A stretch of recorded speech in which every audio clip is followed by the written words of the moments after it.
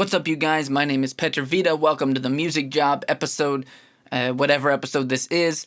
And it is day 561 for me. That means 561 days ago, I quit my job to pursue music and among other things to help me stay afloat. But the point is, it gives you a little bit of a gauge of how far along I am. More importantly, today, we have something to talk about that I've talked with many people, my friends, colleagues, people in Discord have asked me about, and I've started getting a few more shows lately, and things are still small, and we're still building up, but I know that finding opportunities to play and booking gigs is a big stress point for a lot of us, and so I thought I would do my best to go through some strategies today for booking things. So these are going to be rapid fire tips and some strategies for booking gigs, things that have worked for me, things that I'm working on and have seen some fruit from, or maybe a couple of them just some ideas that need maybe fully tested more. First of all, let's run through right now. Your lowest hanging fruit when you start out is going to be, let's say, something like an open mic, okay? We did a video, I think the last week, on kind of etiquette for open mics and things, so feel free to go watch that, listen to that if you want to. But the point is that open mics you don't have to prove yourself to start at them, right? And some people, even if you've done several, or when they've done several, they look at open mic as below them, or they want a real show or something like that. But if you haven't earned that yet, I still go to plenty of open mics, and I think it's a great tool. You network and you meet so many people that can actually lead to other bigger shows. And so if you find an open mic near you, go to it. Now, how do you find those? This is contacting venues, contacting cafes, contacting bars, restaurants, following their Facebook pages if there are local venues you know might be doing music things or restaurants or whatever. Also, join Facebook pages in your area for musicians. For example, I know that there were, like, when I lived in Seattle, I belong to some groups that are like music makers in Seattle, musicians in Seattle. There's other ones here that are like, seeking band members in Stockholm. And a lot of times people who are having events where they want people to come will post those. So even if you don't really use Facebook for anything else, it's still to your detriment to not join up on those pages. You can at least maybe get an alert if something happens. Now, obviously, depending on the size of your city and stuff like that, that is going to be more or less useful to you. Speaking of the size of your city, one interesting thing I came across that's another tip for people, if you're having trouble getting booked on things, I actually was talking with someone who crowdsources events and concerts in different places, right? And what they told me that I thought was quite interesting is they had a lot more success for up-and-coming artists at actually booking smaller towns, out of the suburbs of big cities, where not as many people were coming there, and so they were hungry for new types of artists, and people there wanted to have shows, and those are great opportunities for you if you're smaller to start building a fan base in a less competitive market. And so consider, what are some small, medium towns near you that you can drive to, that you can get to by bus or whatever. Those are things to think about you might only be looking in your city trying to find things and book things, and you might actually find some or create some really good opportunities by going outside of that. Local concerts that are already coming through your town. So when you see something happening near you that is interesting and you think might be aligned with your genre, reach out, find out the venue, the promoter who's running it, etc. Last resort, find the tour manager or contact info for the artist, or if they're accessible, send an email or a DM to the artist themselves and ask if they need an opening act. Additionally, when you're contacting or going to these shows, even if you're not playing, it's not a bad idea to go to them because you run into people, okay? And you have the opportunity to talk with someone who's working at the venue when you're there. Talk with the sound engineer. Find out who put together the event and organized the tour or whatever it is. Going to these things, people really, really underestimate the power of showing up in person, even if it's not about you that night, and talking to other people that are there. I've had this exact thing happen recently, going to shows and bumping into someone who organizes something. You become friends with them, and a couple months down the road, you get a show you wouldn't have had otherwise. So sometimes it's playing the long game a little bit, but it's definitely worth going to anything remotely relevant, seeing what contacts you can make. I know that seems like a hit or miss venture. It seems like a shot in the dark that the right person's at the right show, but the old cliche of missing 100% of the shots you don't take applies here. You've got to be the person willing to put in the work and go do that, okay?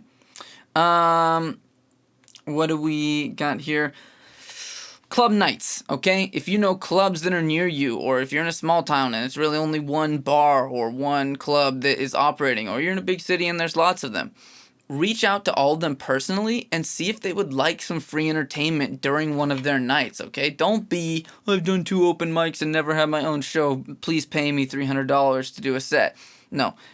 Ask them, say that you're willing to put on a hip-hop show for free in the middle of one of their club nights, and just ask if they have a sound system. A lot of times, these places get a lot of jackasses reaching out to them that are kind of a bit prima donna. They're demanding things before they're deserved, etc. And if you can reach out and really promote it as have a value proposition for them that you will be their free entertainment for the evening, or you can have a break in the DJ set and get up and do 20 minutes of hip hop that people will like, or whatever, you're a band that wants to play. Those types of things can be really, really good, and you instantly build, which is the next thing I'm going to talk about, some media. So have someone at any opportunity you do get to take some video, take some pictures of you. This is another strategy, right? If you've never played anywhere, and so you don't have these types of things, set up your microphone at home, run through a performance of your own song.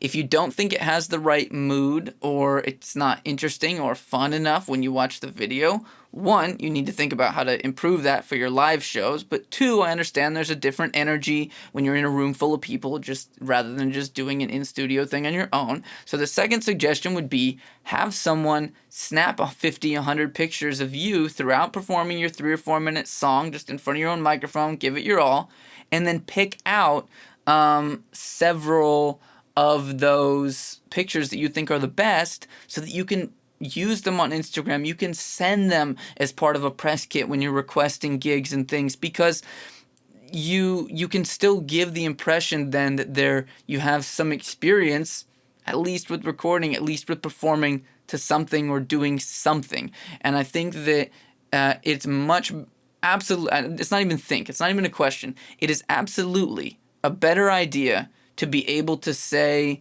to a promoter or something when they ask, do you have anything of you performing? It's absolutely better to say, here's some stills from an in-studio performance I did recently, than to just say, no, I don't have anything yet. So even if you get a leg up, even if you don't have any concert footage or anything to show. So do that. Just do it. If you're complaining about not getting shows or not getting responses from organizers and stuff like that. Other things, make your own event. Okay? I know this seems obvious, but if you want something done right, sometimes you have to do it yourself. Reach out to a bar, a club, a restaurant, an outdoor I don't know. That can get tricky with laws and stuff of what you're doing with outdoor things. But reach out and ask if you could set up an open mic night. And again, or a concert you want to do if you think you can pull that off. Again, this is about providing value to the person you're requesting something of, not demanding something right away. So don't demand they do a revenue split with you if it's a bar. right away. Don't say you want to get paid a certain amount as like a promoter. Don't do that. Don't even guarantee, because then you also have the pressure of a first-time organizer. How many people are you going to get through the doors? Instead, just make it an event that you can brand with that place and become partners with them from the beginning and just see where it goes. And there's a lot of advantages to being someone, I think, who puts on the event too, and you'll meet even more people. Neighborhood, community center, youth events. This might seem lame to some of you depending on how old you are and stuff, but honestly, there are plenty of programs and studios and community centers that support youth arts. And you can get involved with those and help them organizing something. And even if you're in your 20s or something, like me, you can still, almost like as a volunteer, you can help them put something on, have some younger people on the lineup too. Think about reaching out to those places. It's not only bars and clubs that can be your venues, even though I know I'm talking about those a lot. Birthday, and I don't mean like kids party, unless your music's appropriate for that or it makes sense, fine.